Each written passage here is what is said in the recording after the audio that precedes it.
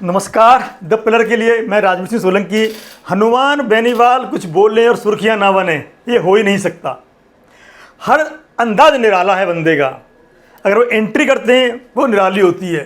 परसों जो स्थापना वर्ष मनाया आरएलपी का 7वां स्थापना वर्ष, वहाँ एंट्री की ना बिल्कुल निराले तरीके से, अलग तरीके से, और संदेश इस तरह देते हैं कांग्रेस और बीजेपी दोनों की हवा उड़ जाती है, तोते उड़ जाते हैं, दिल्ली दरबार तक गूंज पहुंचती है। वो एंट्री होती है हनुमान बेनीवाल की। तो नागौर के सांसद हनुमान बेनीवाल ने जो 29 नवंबर को 7वां स्थापना वर्ष मनाया अपनी आरएलपी पार्टी का, तो क्या मुख्य बिंदु रहे उन पर चर्चा करेंगे। एंट्री की बात करेंगे, क्या बोला उस पर बात करेंगे, लेकिन कुछ अलग सुर्खियां भी रही हैं, उनकी हम बात करेंगे। सबसे बड़ा मुद्दा क्या है बीकानेर में स्थापना वर्ष मनाने का, ये सबसे मुख्य बिंदु है। क्यों है यहाँ बता दूंगा। पूर्व प्रतिपक्ष नेता रामेश्वर डूडी जी का निधन होने के बाद जाट नेताओं की धाक के लिए स्पेस खाली हो गया था। यूँ पूर्व प्रतिपक्ष नेता रामेश्वर डूडी जी का जो निधन हुआ, तो जो जाटों में उनकी छवि थी वो खाली हो गई, और उसे भरने के लिए हनुमान बेनीवाल ने बीकानेर को चुना। और संदेश आसपास सभी जगह गया, पर पश्चिमी राजस्थान में 36 कौम के नेता बनने के लिए पहले अपनी कौम का नेता बनना बहुत जरूरी है, इसलिए उन्होंने बीकानेर चुना। ऐसा नहीं है वहाँ दूसरे कंपटीटर नहीं है, उनके प्रतिद्वंदी नहीं है। वहाँ पे राहुल कसवा चूरू से सांसद हैं और एक बहुत बड़े नेता के रिश्तेदार भी हैं वो। उन दोनों में यह है कि कौन बड़ा नेता, कसम कस चल रही है, हनुमान बेनीवाल या राहुल कसवा।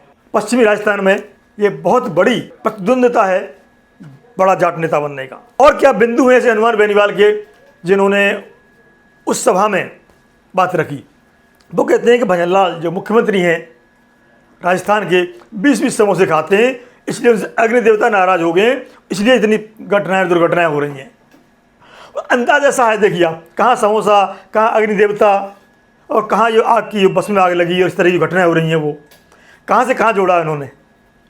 दूसरा कहते हैं अशोक गहलोत और सीएम भजनलाल मिले हुए हैं, तभी तो जो पायलट के समय पर जो अधिकारियों ने फोन टेप किए थे उनको मलाईदार पद मिल गए।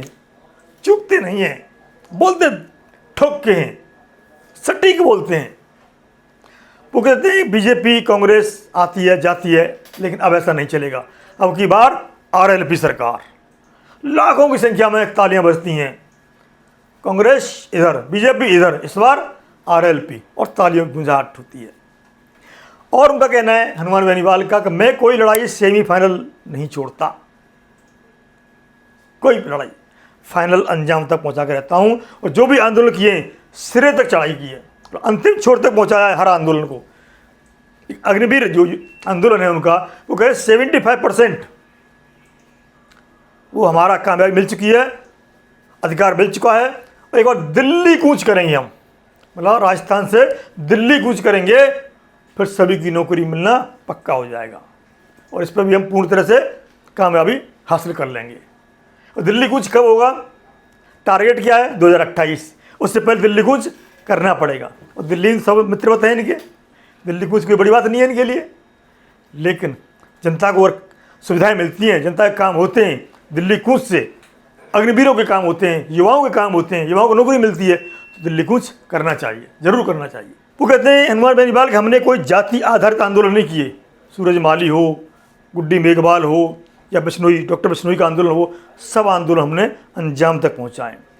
जो मेरे लोकसभा क्षेत्र में नहीं आते वहाँ भी जाकर के हमने आंदोलन किए हैं, ऐसे ऐसे आंदोलन किए हैं, अंजाम तक पहुँचाएँ। और एक और घोषणा कर दी चलते चलते, उसे लास्ट में बताऊँगा मैं। वो कहते हैं ऐसा ही परीक्षा जो भर्ती थी वो रद्द कराई, अंजाम तक पहुँचाया हमने। किसानों के मुद्दे थे, अंजाम तक पहुँचाया हमने।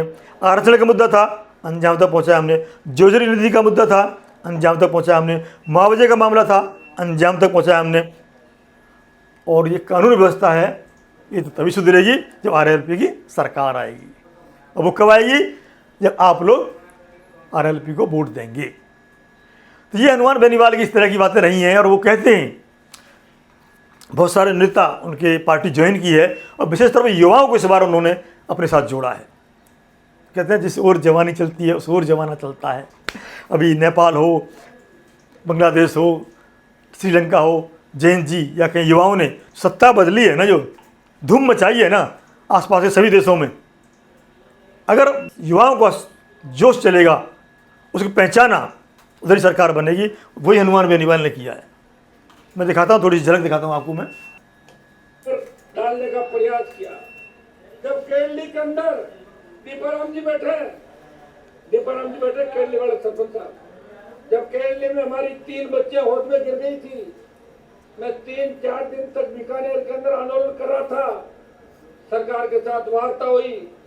अगर उस दिन सरकार चेक जाती और राजस्थान के सारे स्कूलों के भवन चेक करती, तो झालावाड़ के अंदर इस तरह 7 बच्चे मौत के मुंह में नहीं जाते, जिनमें 6 ट्राइबल के थे, एक ओबीसी का बच्चा था।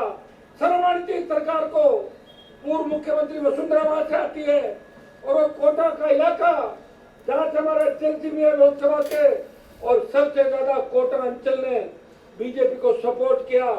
भारतीय जनता पार्टी की अगर ताकत है वो कोटा डिवीजन और मेवाड़ है। बाकी तो लोग डेपुटेशन में जाते हैं, एक बार इधर आते हैं और एक बार उधर आते हैं, लेकिन झालावाड़ के उन बच्चों को न्याय नहीं मिला। लोकसभा में ये कहते हैं कि बाकी कोटा और मेवाड़ है जो बीजेपी का गढ़ है, बाकी जो क्षेत्र है कुछ कांग्रेस का भी गढ़ है। बाकी लोग तो कभी इधर चले जाते हैं डेपुटेशन पे, कभी उधर चले जाते हैं।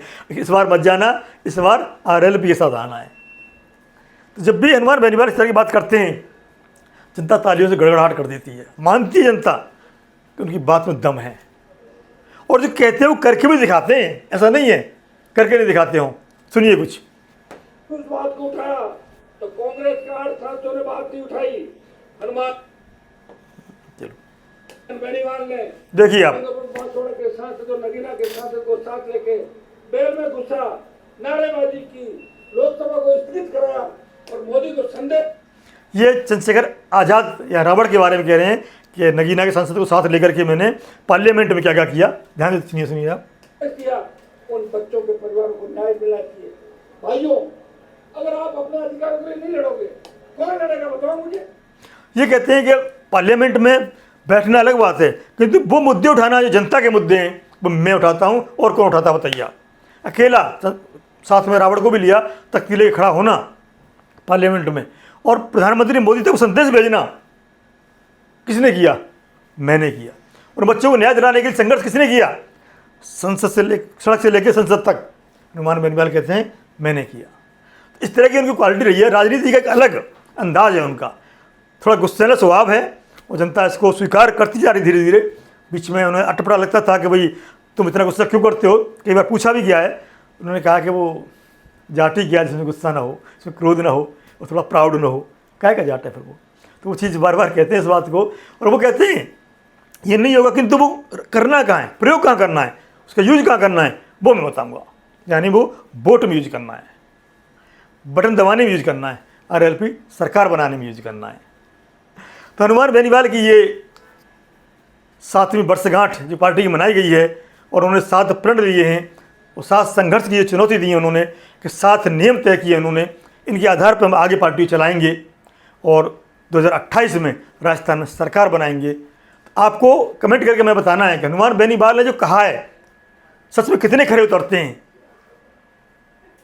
उनकी एक एक बात मैं बहुत सारे कमेंट दिखाऊंगा, तो देखते रह जाऊँगा। हमारे जो सोशल मीडिया पर, चाहे इंस्टा हो, ट्विटर हो, फेसबुक हो, यूट्यूब हो, क्या भरे पड़े रहते हैं।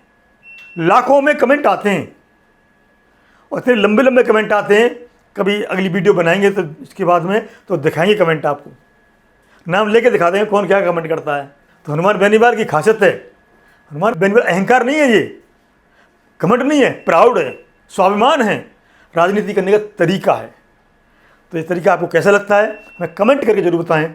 बने रहें द पिलर के साथ। नमस्कार।